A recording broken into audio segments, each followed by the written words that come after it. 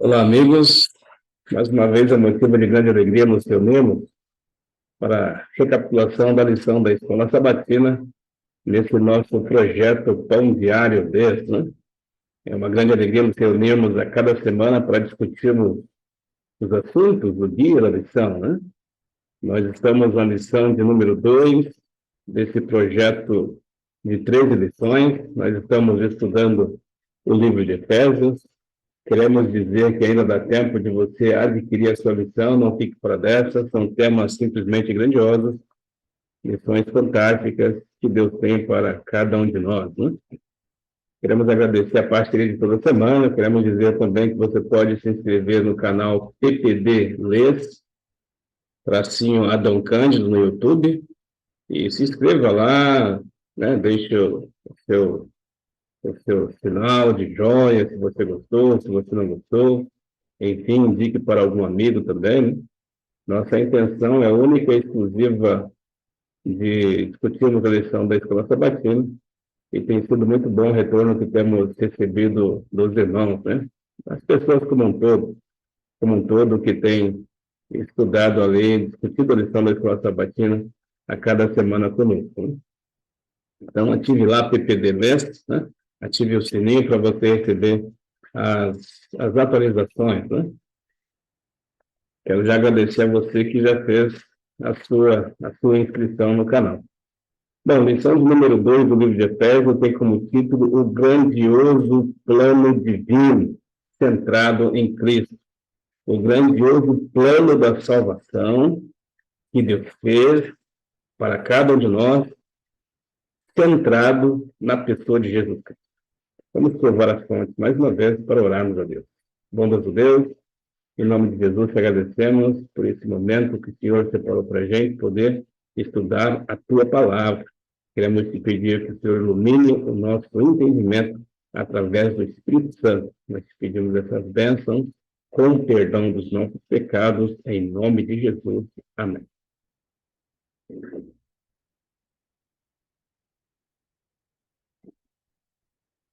Lição de número 2, então, um grandioso plano divino centrado na pessoa maravilhosa de Jesus Cristo. O verso para memorizar, ele se encontra no livro de Efésios, no capítulo 1, o versículo 3. Você pode procurar aí na tua Bíblia, se você tem a lição, é na parte de sábado. E o verso de Efésios, capítulo 1, o versículo 3, diz assim: Bendito seja o Deus e Pai de nosso Senhor Jesus Cristo, que nos abençoou com todas as bênçãos espirituais nas regiões celestes em Cristo Jesus. Simplesmente um verso maravilhoso, cheio de grandes informações que ao longo da lição nós vamos estar aqui discutindo, né? Mas o apóstolo Paulo inicia esta carta aos Efésios, né? Capítulo 1, com uma majestosa nota de agradecimento, né? Agradecendo a Deus por todas as sortes de bênçãos que ele dá na vida dos crentes, bênçãos essenciais para a vida, para o fortalecimento da fé de seus filhos aqui nessa terra, né? Paulo argumentou que Deus tem atuado nessas bênçãos essenciais antes da fundação do mundo. É maravilhoso esse verso. Capítulo 1 de Efésios, verso 4, o apóstolo Paulo diz que antes da fundação do mundo, Deus já tem separado, né? Deus já tem atuado, mandando bênçãos das regiões celestiais para os seus filhos aqui na terra, né?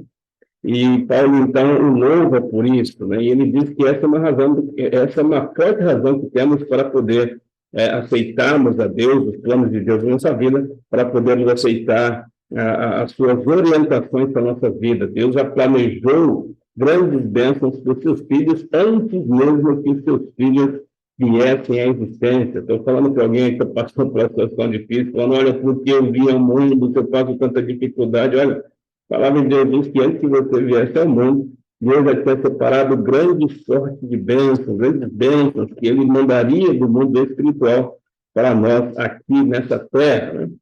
A parte do mundo diz assim que escolhidos e aceitos em Cristo. É simplesmente maravilhoso e que nós vemos aqui nessa nota de domingo, né?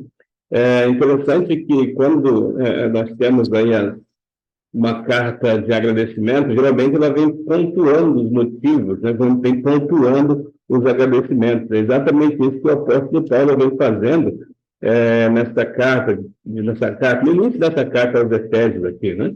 Ele vem pontuando as bênçãos que de Deus advém aos seus filhos aqui nessa terra, né? Então, ele diz que nós somos abençoados com o Espírito Santo, por exemplo, né? O Espírito Santo vai trabalhar na vida dos crentes a fim de preparar os crentes para o encontro com Jesus, né? Nós somos abençoados pela atuação do Espírito Santo na vida dos crentes, né? Ele diz mais ainda, né? Ele diz que antes da criação do mundo, Deus nos escolheu em Cristo e determinou que deveríamos ser santos e irrepreensíveis, né? Em sua presença, né? Como filhos e filhas de Deus, né? Desde o princípio, sua estratégia foi conceder a graça gratuitamente no amado, né? Ou seja, para nós perdermos aí a salvação, para nós não sermos salvos, vai ser simplesmente por uma questão de opção, né? Deus ele não vai forçar, né? Ele tem nos dado toda a sorte de bênção, essas bênçãos já haviam sido programadas antes da fundação do mundo. O objetivo final, digamos, dessas bênçãos é que nós um dia tenhamos a vida eterna em Cristo Jesus, mas Deus não vai forçar a barra. Nós precisamos aceitar essas bênçãos que de Deus vêm a cada um de nós, né? Mas o que seriam essas bênçãos que vêm a cada um de nós, né? Com essa expressão que o apóstolo Paulo diz, né? Essas bênçãos que são derramadas na vida dos crentes, eles vêm das regiões celestes, né? Das regiões celestes, eu acho que fica até meio que simples nós argumentarmos essa questão, né? As bênçãos que vêm aos filhos de Deus nessa terra, né? Elas advêm das regiões celestes, no lugar onde os olhos humanos nunca alcançaram, no lugar onde a exploração espacial nunca alcançou a morada eterna de Deus, o terceiro céu, né? É lá da sua sala, da sua corte suprema, da sala da sua majestade, que Deus Pai Todo-Poderoso concede toda a sorte de bênção aos seus filhos aqui nessa terra, né? É da sala, do trono da majestade. E os versos de Efésios capítulo 1, verso 3, como nós lemos, Efésios capítulo 1, verso 20, como nós lemos aí, Efésios capítulo 2, verso 6, vem falando a respeito dessas questões, né? Que essas bênçãos nos advêm através da pessoa maravilhosa de Deus, né? Da sala do seu trono, né? Mas eu gostaria de pedir para que vocês abrissem também a Bíblia de vocês, abramos as nossas Bíblias, né? No livro de Efésios, no capítulo 2, eu gostaria de ler com vocês o capítulo 2, e o versículo 6 do livro de Efésios, por favor, vamos abrir lá. Efésios, capítulo 2, e o versículo 6, assim diz a santa e poderosa palavra de Deus. E juntamente com ele nos ressuscitou e nos fez assentar nos lugares celestiais em Cristo Jesus. Isso é simplesmente maravilhoso, tudo que nós vemos aqui, né? Interessante que os versos aqui estão fazendo referência a Jesus, estão se referindo a Jesus, né? E a afirmação de que com Jesus Cristo nós nos assentamos nos lugares celestiais, nós estamos ali na corte de Deus, né? Nós estamos ali na sala da audiência do Todo-Poderoso, desde que Jesus Cristo foi assunto aos céus, desde que Jesus Cristo subiu aos céus como ser humano, como nosso representante, como nosso irmão mais velho, ele está à direita de Deus, né? Em Efésios capítulo 1, no versículo 20, diz que Jesus Cristo está à direita de Deus. É como se nós estivéssemos à direita de Deus. Pois ele é o nosso representante, né? Então, essas bênçãos espirituais que advêm na vida dos cristãos, ela vem das cortes celestiais, ela vem da pessoa maravilhosa de Deus, mas ela vem por causa da pessoa de Jesus Cristo, que é o nosso sacrifício, que está sentado à direita de Deus. Se você abrir no capítulo 14 do livro de João, né? Jesus Cristo, capítulo 14, verso 13 do livro do apóstolo João, né? Do Evangelho de João, Jesus Cristo está dizendo assim, olha, quando eu for ao Pai, quando eu estiver na sala de audiência de meu Pai, vocês pedem o que vocês precisarem para viver aqui nessa terra. Por quê? Porque eu vou estar junto ao Pai. Eu vou estar junto ao Pai, e eu vou escutar vocês, e vocês pedem qualquer coisa em meu nome, porque o Pai fará. Porque o Pai olhará para mim, e o Pai, então, concederá bênçãos a vocês, essas bênçãos que nos advêm das regiões celestes. E no livro de Hebreus, capítulo 14, capítulo 4, aliás, tem capítulo 14 no livro de Hebreus, né? O verso 14 ao verso 15, vou pedir para você abrir sua Bíblia lá, no livro de Hebreus, o capítulo é o 14, capítulo 4, aliás, vamos ler o verso 14 e o versículo 15. Hebreus 4, 14 e 15, assim diz a santa e poderosa palavra de Deus. Tendo, pois, a Jesus, o Filho de Deus, como grande sumo sacerdote que penetrou os céus, conservemos firme a nossa confissão, porque não temos sumo sacerdote que não possa compadecer-se das nossas fraquezas. Antes foi ele tentado em todas as coisas, a nossa semelhança, mas sem pecado. Então, nós podemos conservar firmes a nossa confissão, porque o Filho de Deus, né, que não conheceu pecado, mas foi tentado em todas as coisas, ele está nos céus, né, diante de Deus, sendo o nosso representante, e pode compadecer-se das nossas fraquezas.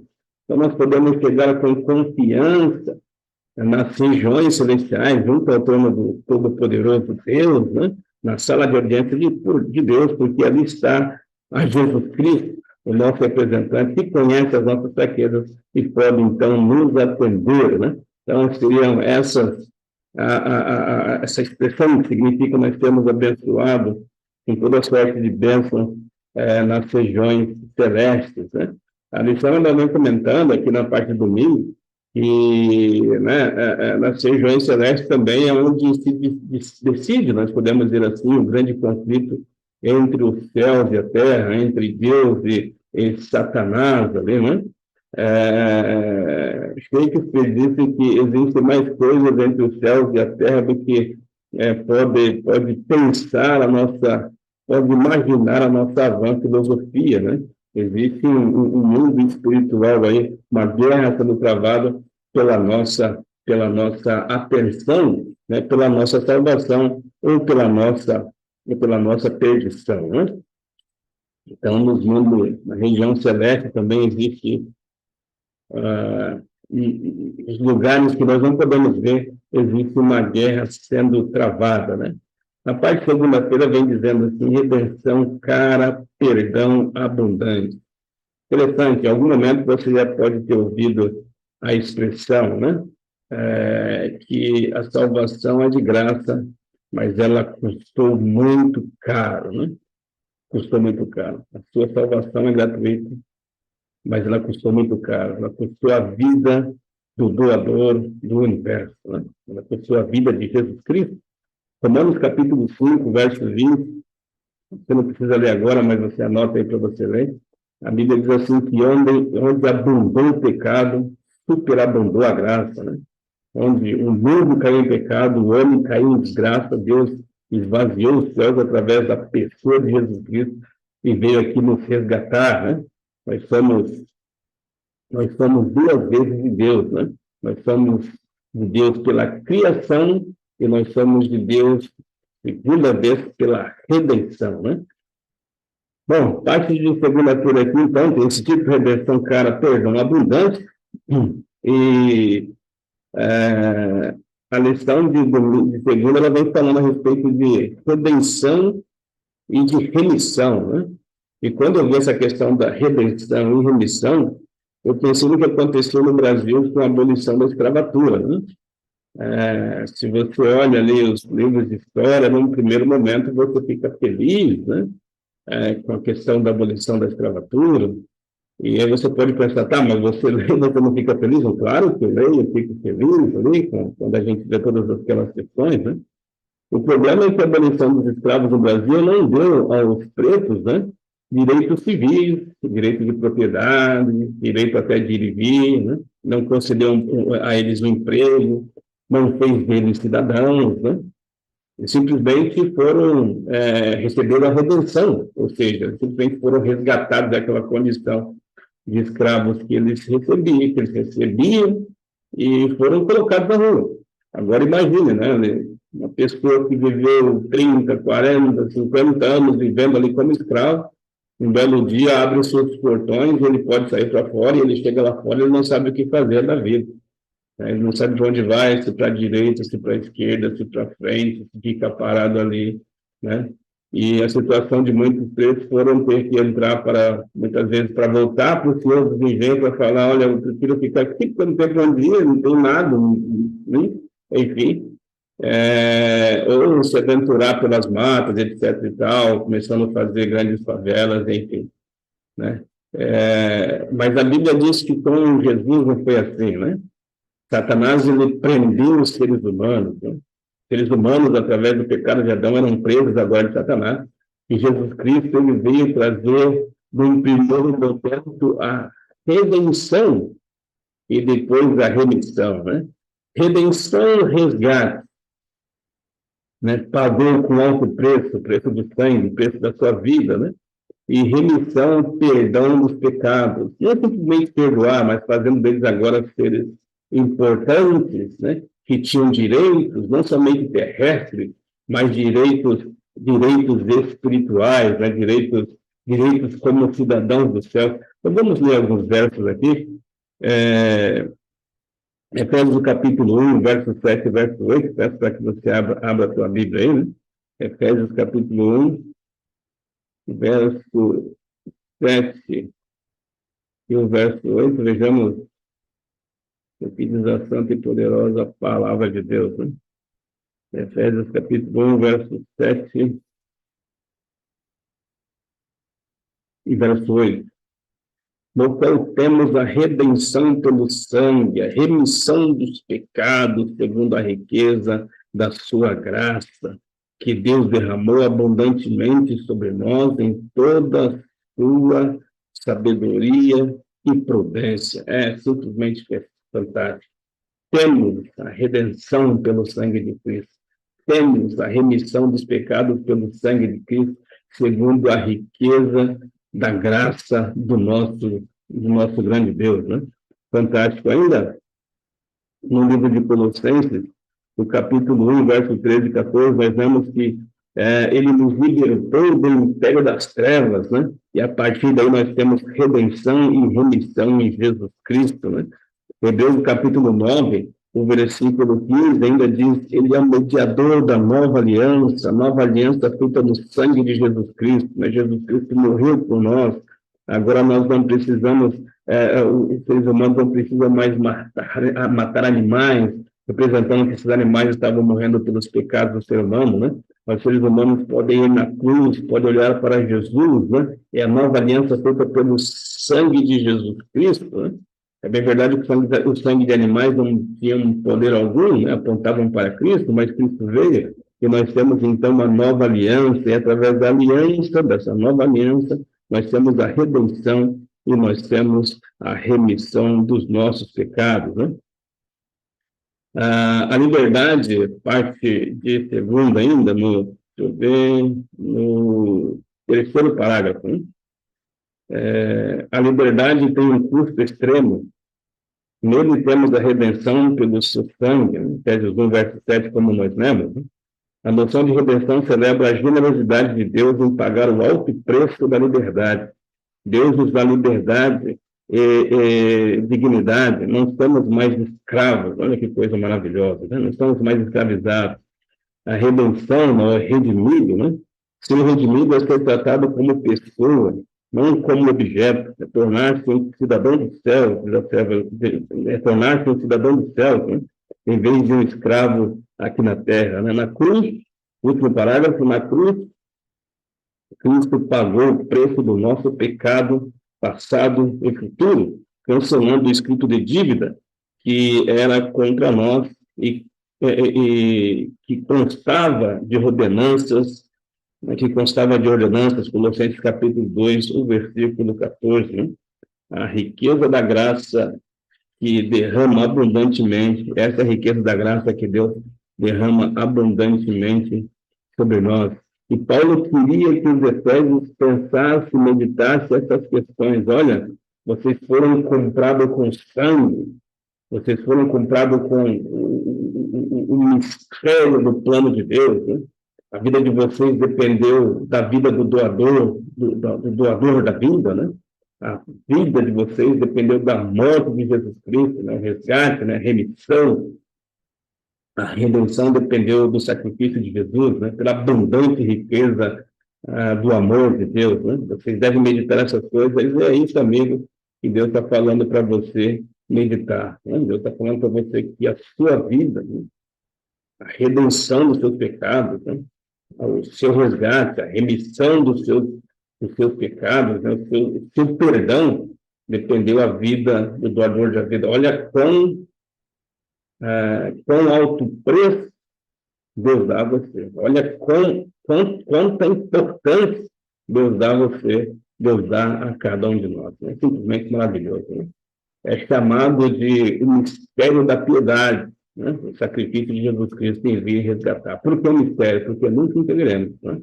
Deus foi até as últimas consequências para poder nos salvar.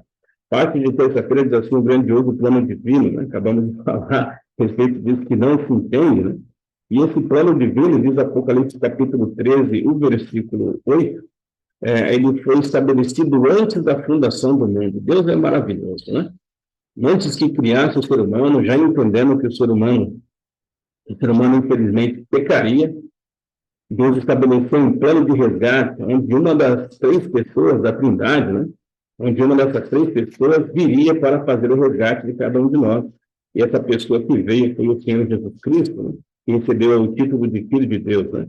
Efésios capítulo 1, verso 9 e verso 10, né? Nós vamos ler o objetivo que Deus tinha com respeito, né? Com respeito à vinda de Jesus Cristo para fazer aqui o nosso resgate, né? Capítulo 1, o verso 9, o verso 10 do livro de Efésios, assim, bastante poderosa palavra sagrada. Eu estou lendo aqui na versão Almeida, revista e atualizada. Desvendando-nos o mistério da sua vontade, realmente é um mistério, né? A vontade de Deus, o mistério da piedade, segundo o seu beneplácito que propusera em Cristo. Deus propusera esse resgate na pessoa de Jesus Cristo, versículo 10, de fazer convergir nele, na dispensação da plenitude dos tempos, todas as coisas, tanto as do céu como as da terra. Simplesmente fantástico, que Jesus Cristo é o centro desse plano da salvação através da vontade, né, do propósito de Deus ali, né? O verso 10 diz que na plenitude do tempo, né? Na plenitude do tempo, no tempo exato, nem mais nem menos, no tempo exato, Deus enviou seu Filho como resgatador e fez convergir em Jesus Cristo, centralizar, unir, convergir em Jesus Cristo todas as coisas, tanto nos céus quanto na terra. E nós já argumentamos alguma coisa a respeito disso na semana passada, né?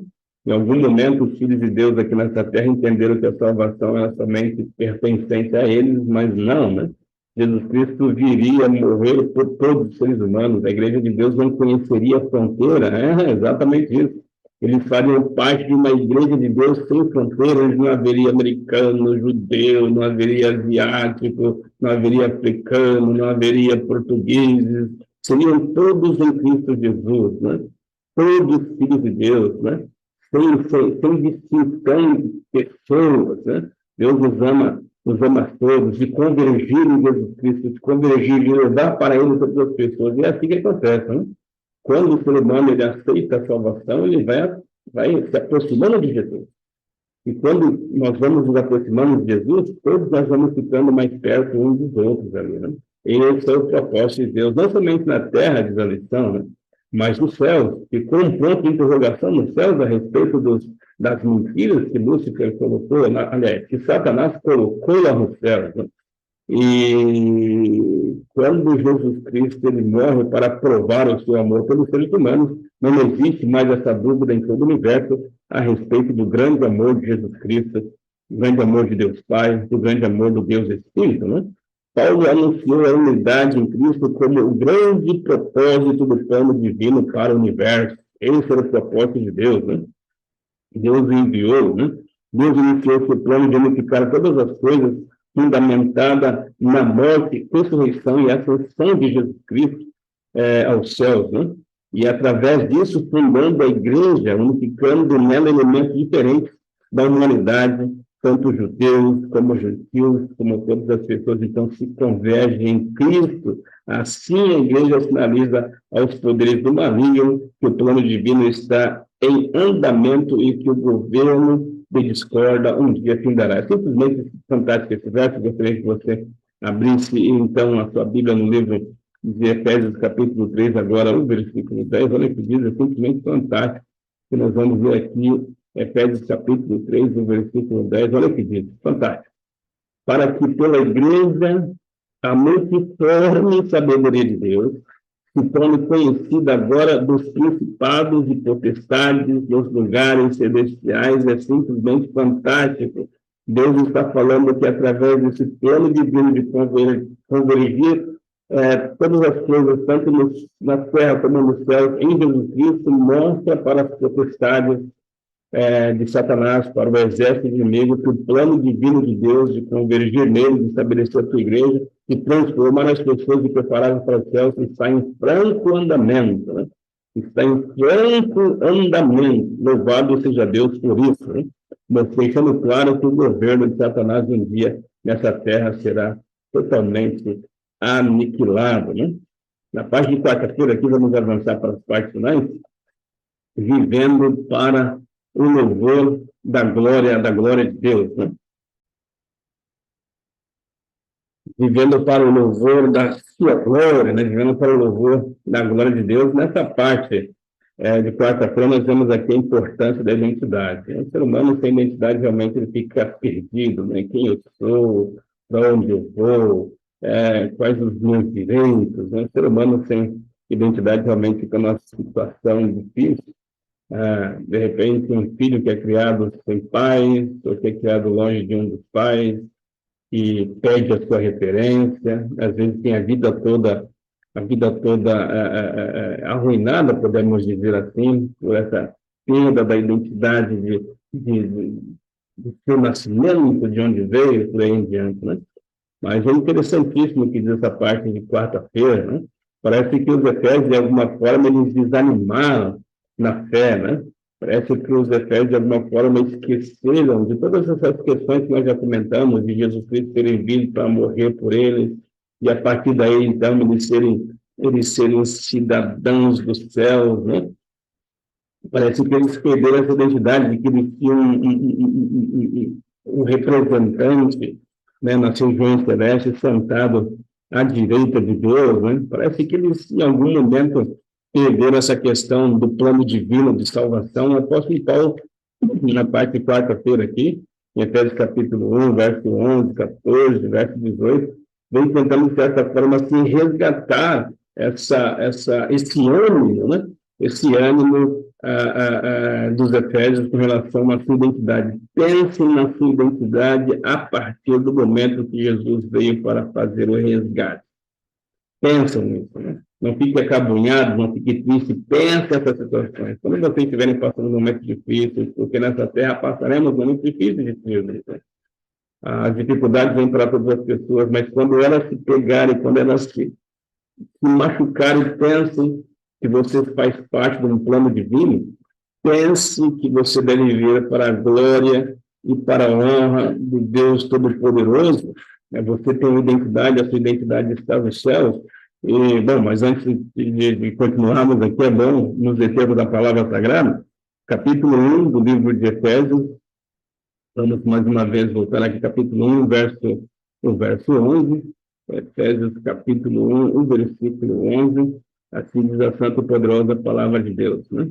Nele, digo, no qual fosse também feito herança, predestinado, segundo o propósito daquele que fez todas as coisas, conforme o conselho da sua vontade. Olha, nele fomos também feito herança, através do sacrifício de Jesus, agora nós temos herança, nós temos a herança da vida eterna, o versículo 14 diz, o qual é o Senhor da vossa herança, até o resgate da sua propriedade em louvor, da sua glória. Nós vamos comentar isso um pouco mais à frente. Por isso também eu tenho ouvido, aliás, mais uma vez em o verso 15, por isso também eu, tendo ouvido, verso 18, aliás, foi polêmico, verso 18, iluminando os olhos do vosso coração, para saberdes qual é a esperança do seu chamado, qual a riqueza da sua glória, qual a riqueza da glória da sua herança no santo, né?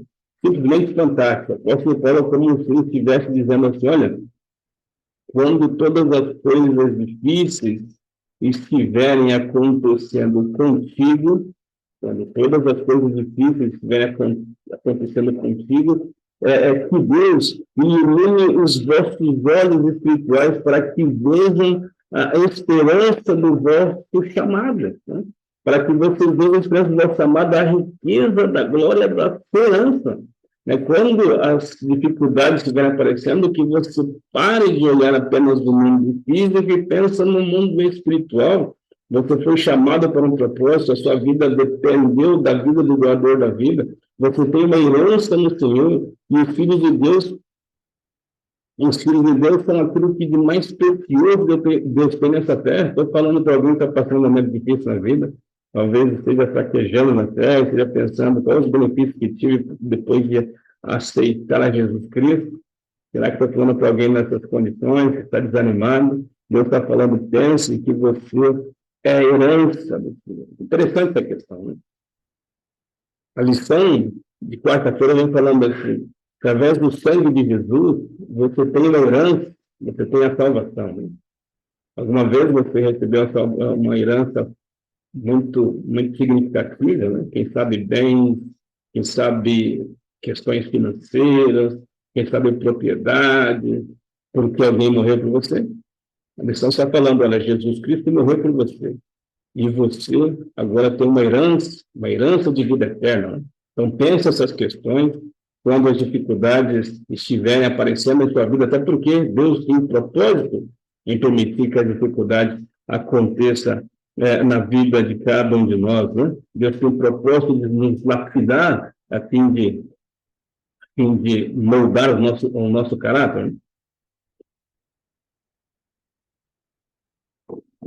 E interessante que nós temos a herança de seleção, mas nós somos a própria herança. Interessante. Jesus Cristo nos redimiu, Jesus Cristo nos redimiu, Jesus Cristo nos deu a redenção, nós temos a herança e nós somos a própria herança. Fantástico isso que a Bíblia vem dizendo. E na parte de quinta-feira, para finalizar a lição dessa semana, na parte de quinta-feira, Deus deu uma garantia de que nós receberemos essa herança. A parte de quinta-feira diz, o Espírito Santo, selo e garantia. Deus disse, olha, vocês foram resgatados pelo sangue de meu filho, vocês agora têm herança, vocês agora são a minha própria herança, porque é assim que diz a Bíblia, os filhos de Deus são a herança do Senhor, os filhos de Deus são a sua herança. Então não fique acabrunhado, não fique desanimado, você é herança de Deus, você custou o sangue de Jesus, e Deus dá uma garantia. Enquanto não chega o momento de abraçá-lo para levá-lo para o céu, eu concederei o meu Espírito para que o meu Espírito trabalhe em vocês a fim de prepará-los para o céu. Abra sua Bíblia aí no livro, aliás, você já está com a sua Bíblia aberta no livro de Efésios. Vamos ler aqui o versículo 14, né? O versículo 14 do livro de Efésios. Na verdade, eu quero ler também o versículo 13. Versículo 13 e versículo 14, que diz assim, em quem também vós, depois que ouviste a palavra da verdade, o evangelho da vossa salvação, tendo nele também crido, fosse selado com o Espírito Santo da promessa. E por que você foi selado com o Espírito Santo da promessa? O Espírito Santo é o penhor da vossa herança até o resgate da sua propriedade em louvor da sua glória. É maravilhoso o que Deus está falando ali. Você ouviu a palavra do Evangelho, você foi resgatado, você creu. E quando isso aconteceu, Deus te colocou selo. O selo é o sinal da garantia, né? O selo é o sinal da proteção, selo é o sinal de propriedade, selo é o sinal de autenticidade. Deus te autenticou, né? Deus vai te proteger, Deus vai como sua propriedade, né? Sendo mais específico ainda, Deus vai trabalhar a sua transformação através do poder do Espírito Santo. E para que isso? Para te preparar para o resgate. É fantástico isso aí. O Espírito Santo é a garantia, né? Ele é o selo, mas ele também é o que sela, mas ele também é o penhor, e penhor é uma garantia. Enquanto Jesus Cristo não volta a essa terra, o Espírito Santo é uma garantia de sendo transformado, nós, como propriedade de Deus, estaremos preparados para morar nas regiões celestiais, né? A lição ela vem falando a respeito dessa questão de garantia, palavra garantia, né? E diz que essa palavra garantia, né, ela no grego comum, no grego koiné, ela tem o nome aqui de arrabon, e ela indica que é como se fosse para indicar uma primeira parcela, né? Para indicar, podemos dizer assim, uma entrada, um pagamento adiantado, né? De que depois virá as outras parcelas, é como se fosse um sinal. Deus nos prometeu a vida eterna, nós cremos, nós aceitamos, né? E Deus nos deu um sinal. Deus nos deu uma parcela, uma garantia, e essa garantia é o Espírito Santo, né? O Espírito Santo trabalhando na vida do crente é a garantia de que um dia esse crente estará preparado para habitar nas regiões celestiais. Quero te dizer uma coisa, em nome de Jesus, você que de repente está sendo tocado aí por Deus e fala, Senhor Deus, eu realmente eu preciso aceitá-lo, o Senhor é um Deus Todo-Poderoso, eu preciso colocar minha vida totalmente em suas mãos. Mas como eu vou fazer, Senhor? Eu sou uma pessoa cheia de pecados, eu gosto do pecado, eu gosto do amor do pecado, eu gosto de fazer coisas que não te agradam. A Bíblia diz que o Espírito Santo vai trabalhar em você. O Espírito Santo vai trabalhar com você. O Espírito Santo vai transformar você. Então, a certeza, fique tranquilo, a certeza da salvação não é pelas suas próprias forças. A certeza da salvação, primeiro, é pelo sacrifício de Jesus. Única e exclusivamente pelo sacrifício de Jesus. E segundo, porque o Espírito Santo vai transformar nosso caráter e nos preparar para o céu. Que Deus te abençoe. Essa foi a lição de número 2 dessa lição do novo trimestre do livro de Efésios. Deus te abençoe. Você faça bom uso das informações que recebeu nesse dia. Né? Que Deus te abençoe. Feche seus olhos, vamos orar. Bondoso Deus, em nome de Jesus, te agradecemos por esse momento passado em tua presença. Agradecemos porque nós somos redimidos, né? Nós somos resgatados, nós somos perdoados, nós estamos sendo transformados pelo Espírito Santo, nós somos a herança de Deus, né? Nós somos a herança de Jesus, nós somos a herança de Deus. E nós possamos sempre pensar que somos a herança de Deus, né? Fomos comprados pelo sangue de Jesus, quando passarmos algumas dificuldades nessa terra, para que nós possamos ter os olhos iluminados para permanecermos firmes no Senhor. Por favor, nos ajude todos os dias a colocarmos a Bíblia em tuas mãos, nós te pedimos por Jesus. Amém. Forte abraço, que Deus te abençoe e até uma próxima.